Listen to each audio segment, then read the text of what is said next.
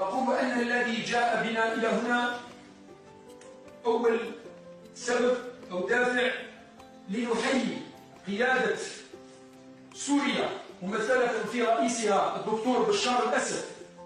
إخواني، أيضا جئنا لنقول لكم أن دمشق وأن سوريا هي الخط الأمامي للدفاع عن الجزائر. سقوط سوريا هي سقوط للجزائر، ونحن نرفض أن تسقط سوريا أو أن تسقط الجزائر في يد المتآمرين والصهاينة والعرب العبريين وجامعة الدول العبرية وأدوات المشروع الصهيوني في المنطقة.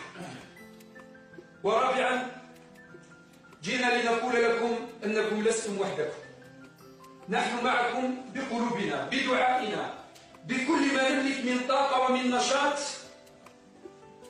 ومستعدون أن نكون معكم في الصفوف الأولى